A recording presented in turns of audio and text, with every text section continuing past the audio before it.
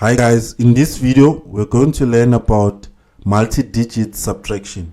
So we're gonna do multi-digit subtraction by regrouping, and then we're gonna regroup from a 0 to zeros. So without wasting any time, let's get started. To do this calculation, we're gonna write the larger number on top. So that means we're gonna write 876 here.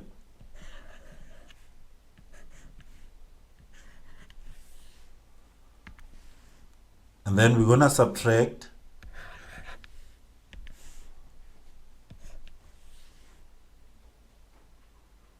the smaller number, 543.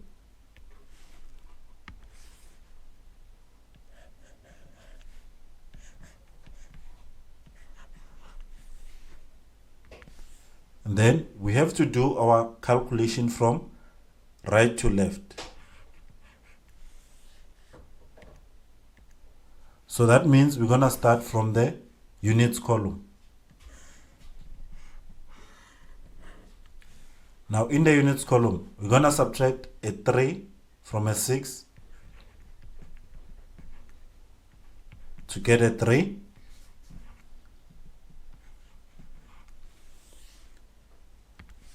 And in the tens column, we're gonna subtract a 4 from a 7 to get a 3.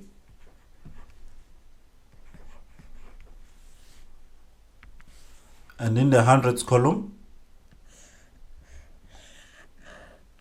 we're gonna subtract a 5 from an 8 to get a 3.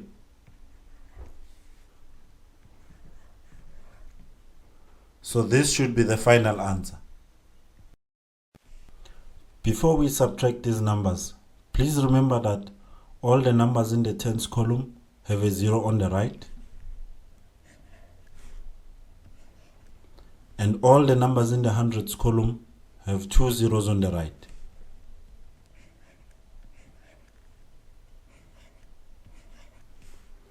But we don't usually write these zeros to save time. We normally write them whenever we want to borrow from a number by regrouping a number. Let's subtract these numbers from right to left. So in the units column, we have to subtract the 8 from a 4, which is not possible.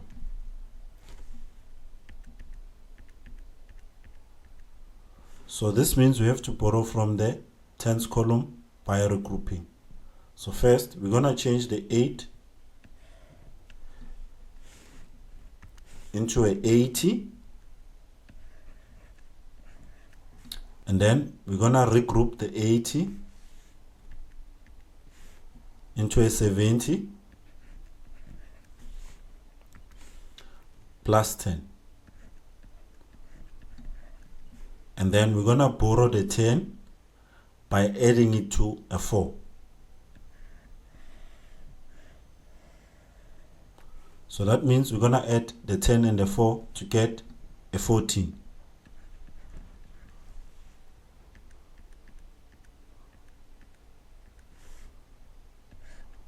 Now finally, in our units column, we can subtract the 8 from a 14 to get a 6.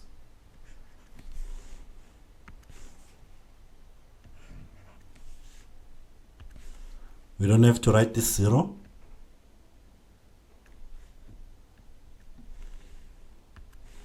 In our tens column,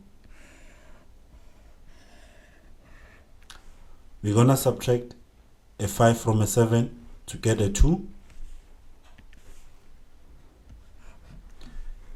And in our hundreds column, we're gonna subtract a 4 from a 6 to get a 2. So this is our final answer. We're gonna do this problem by borrowing and regrouping. So that means we're gonna change the 5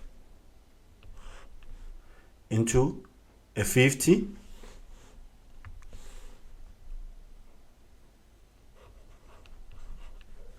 and then we're gonna regroup the 50 into a 40 plus 10.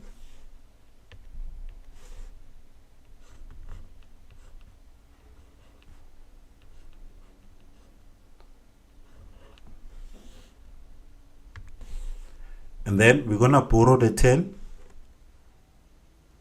by adding it to the 4 to get a 14.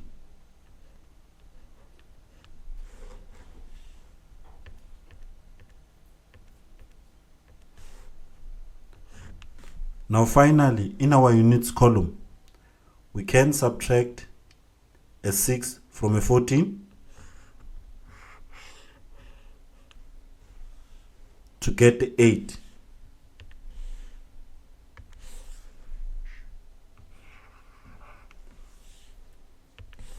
Okay, so remember that we don't have to write the 0 to save time. Now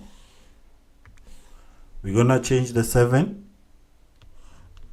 into a 60 plus 10,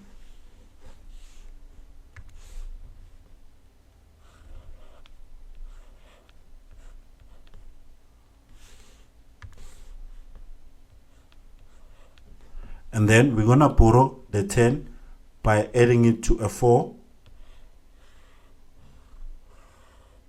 to get a 14.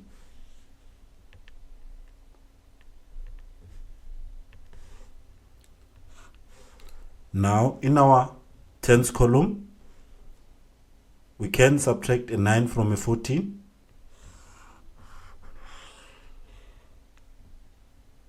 to get a 5.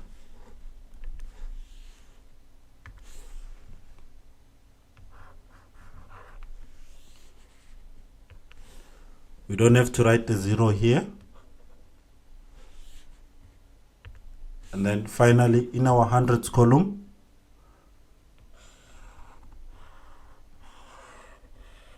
we're gonna subtract a 5 from a 6 to get a 1.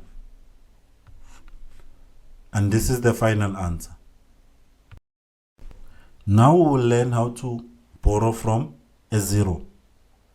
So notice that we cannot regroup the 0.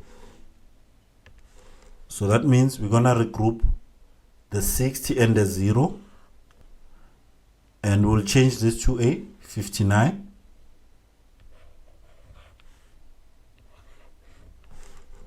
And then we're gonna add the 1 to the 3 to make it 13. Now finally, in the units column, we can subtract the 8 from a 13 to get a 5.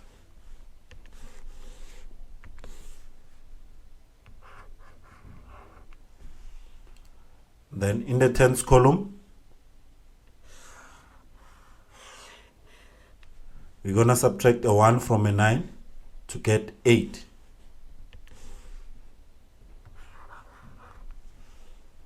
And then in the hundreds column, we're gonna subtract nothing from the 5 to get a 5. And this is the final answer. Now we'll learn how to regroup when we have 2 zeros. So notice that we cannot borrow anything from 2 zeros here. So that means we're gonna borrow from the 700.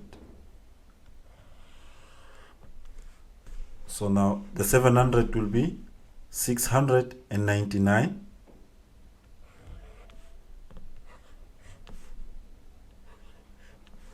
And the 1 will be borrowed to the 2 to make it a 12.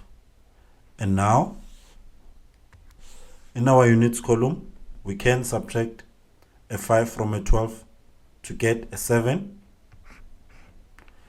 And in our tens column, we can subtract a 7 from a 9 to get a 2. And in our hundreds column, we can subtract a 2 from a 9 to get a 7. And in our thousands column,